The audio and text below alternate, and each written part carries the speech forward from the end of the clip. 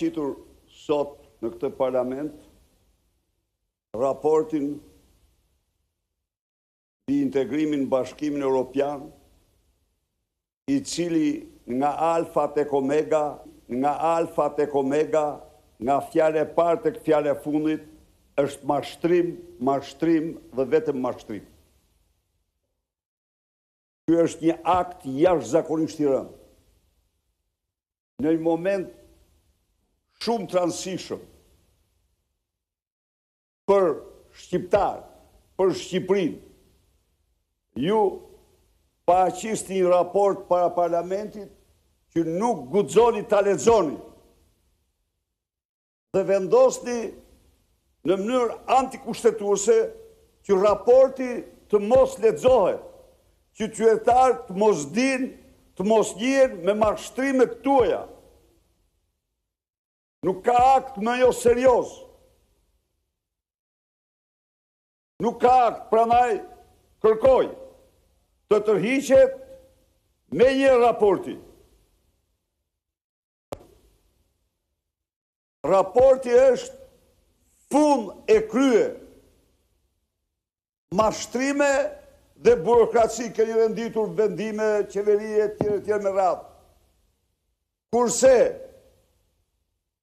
për sa u përket performancës, të gjitha janë trillime.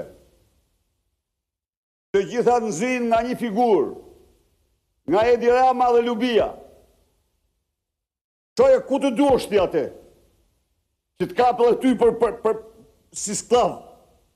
Pa jo mbetet krye hajdute e shqiptarëve pas Edi Ramës. Dhe tani, dolit raporti nuk miratohet.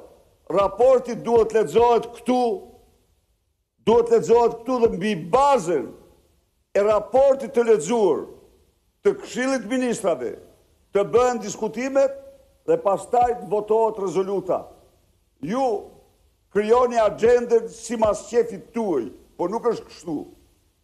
Si ka mundësi të diskutojmë për një raport që nuk e din qytetarë se çfarë është? Pse u fshini qytetarëve raportin ju? Pse u fshini qytetarëve raportin?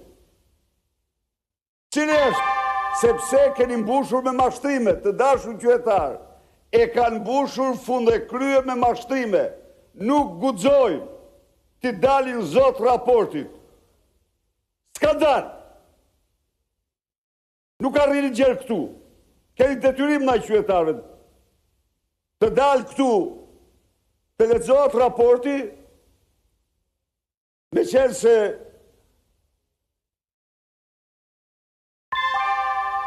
përfundoni ju lutem. Po tani, si të përfundoj unë, kur ju kërkoni të diskutohet për një raport që nuk din qytetarë se çfarë është? A e mendoni ju se çfarë kryeni këtu? A e mendoni? Si mund pranosh ti një gjë të tillë, zoti kryetar? Të flasis për integrimin, një raport të tërë dhe s'ke një fjalë, qytetarët nuk dinë ç'është thënë. Çfarë jeni ju, më thonë? Shpel mafje? Po.